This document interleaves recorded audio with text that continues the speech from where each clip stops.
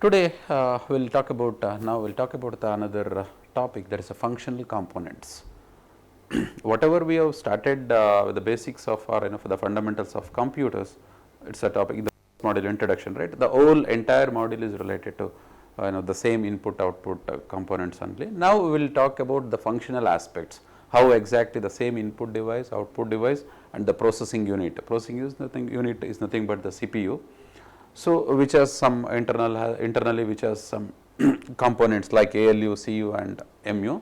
Now, we will talk about the same input output and CPU components with respect to the functional part, functional aspects. So, this is a typical the diagram. If you take any computer, there will be an input device, there will be an output device, in between there will be a CPU. Within that CPU we have majorly, so even the ALU, CU, MU has internally again some more some more classification, but in the broader aspect the CPU has ALU and CU and this memory unit. We will go one by one, the internal structure with respect to the functional aspects. Now input, we all aware of it, right? Input unit, basically it will consist of so many other input devices that are attached to your or that are connected to your computer. Without connection, of course, there is no use. You cannot provide the input by using those input devices attached to the computer. And how exactly it helps? This or these devices, it will take the input and that will be converted into the binary language. See, so far in a broader aspect we have seen, whatever the data or the input you want to give, you just use the input devices. But how exactly it works internally, whatever you enter, suppose if I say VTU COE, that is my data that I am trying to enter through the input device keyboard, but that will be converted into a binary language. Whatever the input you give, system will understand only in the form of zeros and ones. Now I have entered VTU Center for Online Education, right. So that input will be converted in the form of zeros and ones. So I think we all aware of it, right. So for everything there will be an ASCII language, ASCII codes. So for everything VTU, there is an ASCII code for VTU for everything. So again V has some value, T has some ASCII value, again that will be converted, even though it is in the decimal or hexadecimal values, that will be converted. Finally it will be any number system, finally that will be converted into the binary language, nothing but zeros and ones, right. So by using that binary language, the computer will understand what exactly the user has given the input through the devices of these input devices. So that is how your input component or the input unit will work. Next, very important, the core part is CPU, that is a central processing unit. So once you receive the information from the input devices, or once the information is entered into the computer, how do you enter? Through the input device. So the processor work will start. The processor will start processing those instructions. How? The CPU is called, we also call it, it's a brain of the computer. That means, yes, he has given something, who input devices has sent something, but what I need to do? So that will be decided by the CPU, like based on the instruction only, of course. It's an instruction only, your CPU will start processing it. So that is the reason what exactly, how exactly I need to process. So that has the, or that is the job of CPU. That is the reason we call it as brain of the computer, because this unit will control entire your data or the activities of the task which you want to perform. That is the reason CPU is called the brain of the computer, because it is the control center. We also call it as control center of the computer, because we have seen, right, control unit is also a part of your CPU, right. And first, how exactly it works? First, it will fetch the instruction, right, where First internally it will be stored in that those registers. In the last session we have discussed in the during the anatomy of the computer, instructions from the memory, and also those instructions will be interpreted then, and it will be done whatever the task we are going to perform, or we are giving an instruction. I am sending A plus B or 2 plus 3. So, it will be retrieved from the memory and it interprets what exactly it interprets, what exactly I need to do. So, based on that interpretation it will does the work, and if it is required, data will be fetched from the memory or input device. There are two ways. One is already stored in the memory device. We are just trying to make use of the stored data that is available in the memory, or directly I will fetch the data from the input device. It is all depending on the requirements, how do you process it, and then CPU will execute or it will perform the required computation or the task. What is our task here? It is the addition of those two numbers. It will process, it will perform that calculation, and then that will be stored in the output, or we can say display in the output. If you are storing that data, that will go and store in the memory address.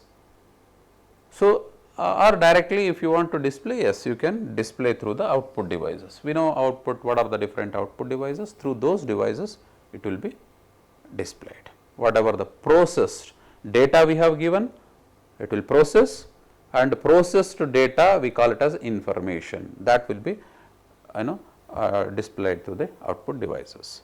And then the CPU has main components. It consists of ALU, that is arithmetic logic unit, control unit, and the memory in the form of registers. Now, we will try to understand ALU, what is the job of ALU and how exactly it works. So, the name itself says arithmetic logic unit. Basically, this unit will perform all your mathematical calculations. Arithmetic A, logic unit, arithmetical calculation and even the logical calculations, it will be done by the logical calculations, in the sense the decisions which will be taken care. Suppose I assume there are two numbers, biggest of two numbers, A or B. So, that is a logical decision, A greater than B. Maybe by using the logical operators, that we will discuss at a later point of time, but logical, by using those logical operators we will try to compare between two variables. So, that will be that kind of decision, logical decision also taken care by this ALU unit. And this arithmetic calculations, all the arithmetic calculations like your addition, subtraction, multiplication, divisions, all such calculations will be taken care by this unit. And then your logical decisions involves the comparison, as I told you, it will compare the two numbers, whether A greater than B or not, or 5 greater than 10. It will just compare those two values and which one is bigger or greater number. That kind of decision will be taken care by this ALU component. And also not only that, even whenever you have an expression like assume A is equal to A plus B, it is an addition operation, and then it is a kind of this kind of an example, complex expression. If I say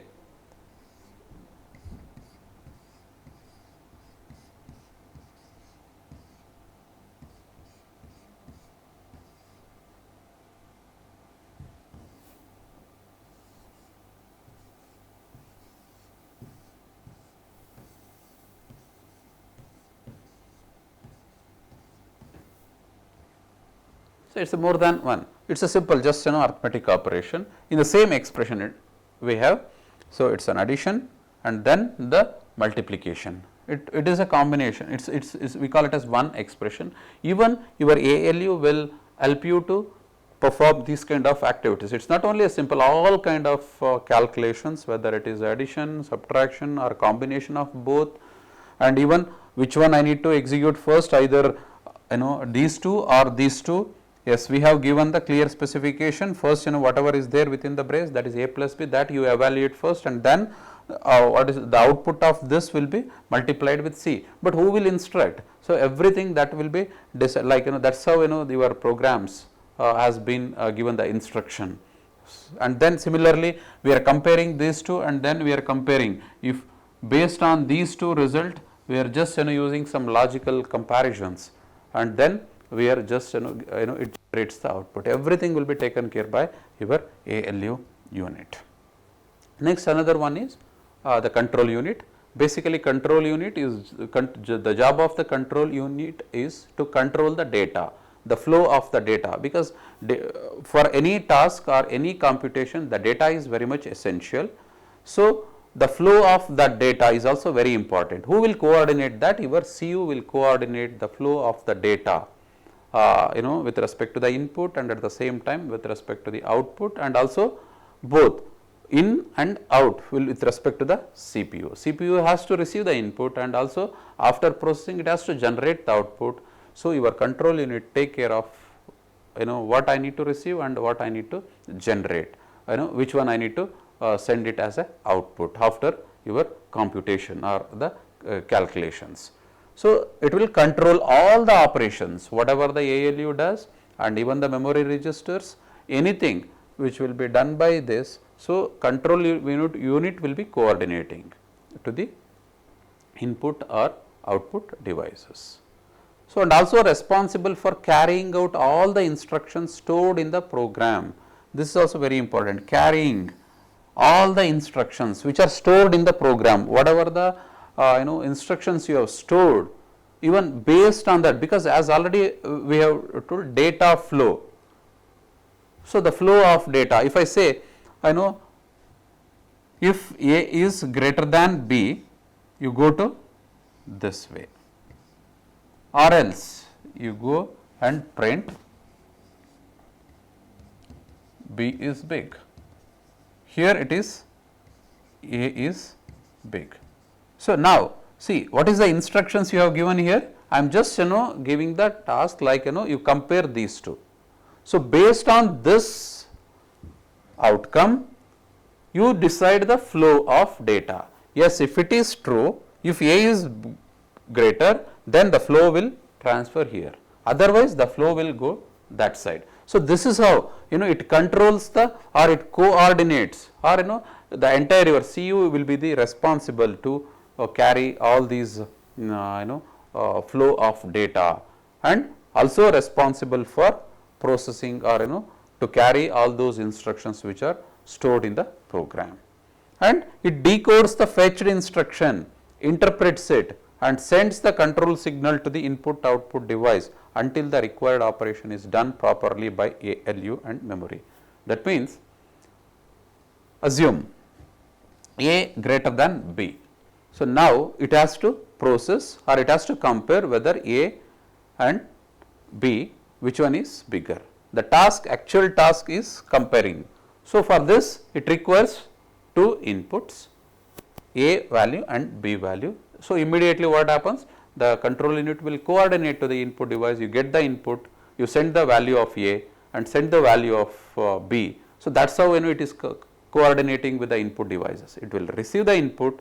Maybe if you want, you can store it. If it is already stored, it will try to fetch the instructions or the data from the memory, and it will just it will, after that fetching the data, it will interpret and it will start processing it, right. So that's how it sends the signal. Okay, you go and process it. What is the processing part here? You just compare. After that ALU will compare, then immediately control unit will sends the signal to the output. This is what yes, processing is done, A is bigger or B is bigger. So that signal sent to the output devices to display in the on the output screen or devices. So next important is memory unit. So, it will be in the form of registers. We call it as it is a temporary unit, because as already we have discussed in the anatomy, memory is in two flavors, main memory and secondary memory. Now, we are talking about another section, that is a memory registers, because it will be only the temporary unit. We are not talking about that primary memory or the secondary memory. We are talking about only those registers. These are the temporary unit to storage it, to process the instructions whenever it is required. These are used to store the data which is directly used by the processor. Whenever the processor want to perform something, that will be fetched by this temporary storage or the unit, that those are registers. Registers can be a different size based on your configuration. We can see the different sizes of the registers, whether it may be a 16-bit or it may be a 32-bit or it may be a 64, so on. It's keep on increasing the size of the registers. And each register inside the CPU has a specific function. Every register, whatever is available inside that, so each register has its own specific function. So, assume you can see this is an accumulator. Similarly, there will be some other register, load, either register or it may be a load accumulator. Or if I want to move from one variable to another, there will be a register called move, something like that. So, it is all in the we call it as low level language, we also call it as an assembly.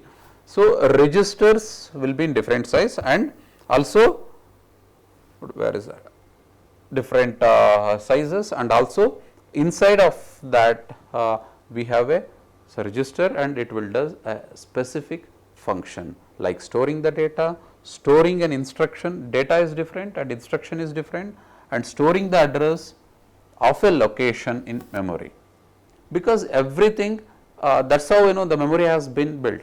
So, for everything there will be an equal partitions in that memory unit. For everything will be that will be identified some of the memory address. So, that is how your registers will have all these specific functionalities, like if they want to store, yes, we have a register for that.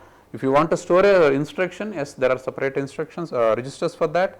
If you want to store the address, yes, we have address of that location of in a memory.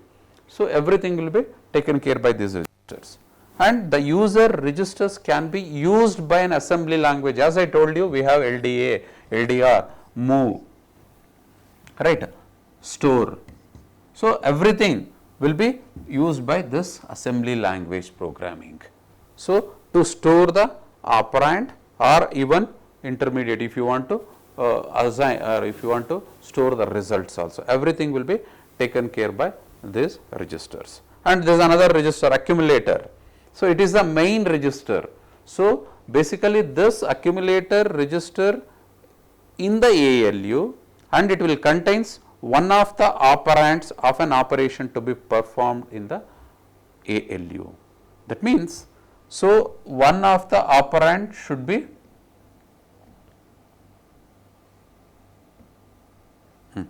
so the accumulator, that should be, that is it is a main register in the ALU unit. And what exactly it contains? It contains one of the operand. Suppose assume there will be a plus, or you can say A is equal to 10. So, this is 1 or A plus B. So, I am assigning value 10 to the A and I am adding the value of B with A. So, now what it will do, one of the operand, this accumulator, what it requires, it contains at least one of the operand of the operation.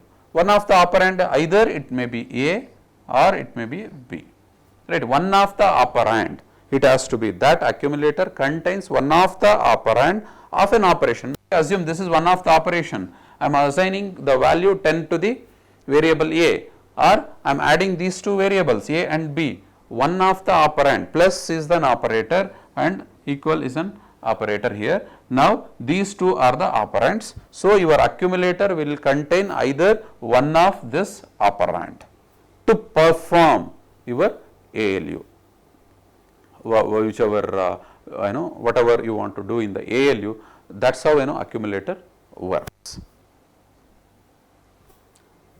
Again memory, so the memory will attach to the CPU, as we already aware of it in the anatomy class. CPU is used for storage data and instructions and all the data that will be stored in the memory. We call it as that memory, we call it as internal memory. So, that means the memory unit will be attached, or it is a part of CPU, basically that will be used to store the data and even the instructions, that we call it as internal memory. The internal memory, again it is divided into many storage locations. The whole memory will be, internal memory will be divided into the storage location. Each location, what it does, it will store the data or it will store the instructions, and every memory location is of the same size, there is no difference. All the locations of the memory will be in the same size and it has an address, because to identify or to get, whenever we want to fetch the data which is stored in the memory, obviously the address is required. So, by using that address only we are trying to fetch the data, and with the help of these addresses the computer can always read the data in any memory location, because in one memory there are so many memory locations which has address. It will start reading the data of any memory location easily without have to, or without any trouble, without have to search the entire memory. If you do not have an address, I need to search where 5 is present, where A is present, but actually see as a outside we can see A is equal to 5, but internally if that A has accommodated in one of the memory location, so that has been identified through the address. So, whenever you want directly through that address, you can easily get the data or fetch the data without search the entire memory unit. So, and also whenever the program is executed, the data is copied to the internal memory. So, because always the execution, whenever you want to perform something, it requires the data, that required data is in the memory. So, that will be copied to the internal memory, and maybe that is stored in the memory till completes the execution, that will be there, or that will be stored in the memory till the completion of that execution. The internal memory we also call primary memory, and even we call it as the main memory, it is a part of your system. And so, internally we have also call it as RAM, random access memory, the time of access of the data independent of its location in the memory. Therefore, this particular memory we call it as random, randomly we can access the data. And of course, in detail we will see what is RAM. I think in the next slide I have given random access memory, it is a part of your main memory, and which is directly accessible by your CPU processing unit. And this RAM you can use for both the operations read and write the data, and into which is accessed by the CPU, randomly you can access the data. And always volatile, volatile means what? We can change at any time, you can change the address, like if earlier it was the value of A is stored in one address, maybe the value can change, or even you can move that variable to some other location. So, that is in volatile nature, which means when the power goes off, the stored information is lost. That is one way, what I told, that is one thing with respect to the internal storage of the memory, and at the same time without store or without save of the file, if you have done anything, if suddenly if power goes, automatically the entire information will be lost.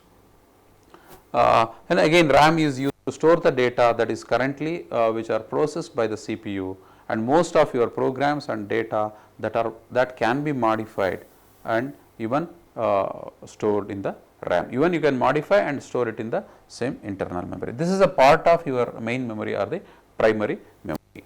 Next, another last component or functional component is your output device. So, the output unit will consist of output devices, and that are attached with your computer similar to your input devices. it will convert the binary data, because as already I told, first high level to the your machine instructions, that machine everything in the form of binaries like zeros and ones. Now, as an outcome, again it has to be in the form of high level language only, even though it has been processed in binary language, but output should not be in the binary language, it has to be again in the high level language. So, that it will be convert that binary data which is coming from the CPU to the human understandable format, that is in the form of high level language only. So, how do you get the output or the data or the information through output devices in the form or through monitors or printers? These are the output devices. These are very simple what is that functional components with respect to the computer. And now we will try to understand how exactly the interconnection happens between the functional components. We have seen different functional components, right? Input devices, output devices, and there is a CPU. Now we will try to understand how exactly the interconnection happened between these two. You look at this, there will be a CPU, right? Of course, CPU consists of memory, but now just we are trying to understand the structure. So, this will be the input input and this will be the output. So, for everything there will be a controller. So, it will control the input data and controls the output data. In both the, it is bidirectional, it will take the input and it will again the output. So, because the system, the bus, this system bus will be the router, or it will be the channel to interact between the control unit and the memory. Now, we will try to understand how exactly these components will be interconnected and it will be working. So, basically all these devices, whatever we have seen the functional component, it will communicate with each other through the system bus. That is what we have seen in the previous slide, that is a bus, right. So, a bus is a transmission path made up of a set of conducting wires, maybe typically how the system is connected. So, you try to you just imagine, you visualize that. So, it will be set of conducting wires over which data or information in the form of signals that will be passed from one component to the another component. Suppose if I am sending an input through a keyboard, that will be connected through a wire to the your CPU, it will be receive that signal, input signal in the form of electric signals, and whatever the input that you have given, that will be stored in the, or it will be start processing by the processing unit. So, that system bus can be divided into three different types. One we call it as address, another one is data, another one is control. So, by using these three, we will how exactly the interaction will happen. So, address, what happens, always it will carry the address. Yes, I do not know anything, just I am always carry the address of anything, whatever the instruction you are sending or whatever the variable, it is just always carry. If I say A, what is the address of A? This address bus will carry only the address of it, right. Address of the address bus will carry the address location of the data, or it may be a instruction. Data bus will carry the data. So, it will go and yes, it will address bus will give the address of that data or the address of the location or address location of the data or instruction. Now, data bus will start fetching the data or transfer the data from one component to the another component by using this control, and through always through the signals, and also it controls. And system bus will what happens? The system bus is a common communication, even though it is an address or it may be a data, but system bus is a common communication channel or the path that will carries the signal to or from the CPU. If it is required, it will send the signal to the CPU, or it will receive the signal from the CPU to the main memory, or maybe to the input output devices. That is how system bus will coordinate or communicate, that will be act as a common communication channel. And the input output devices communicated with the system bus through the controllers. Directly your input output devices will not communicate through the controllers, it will communicate to the system bus, and that is how it sends the input input devices will send the input, and even output devices will receive the out processed information. This is how it works.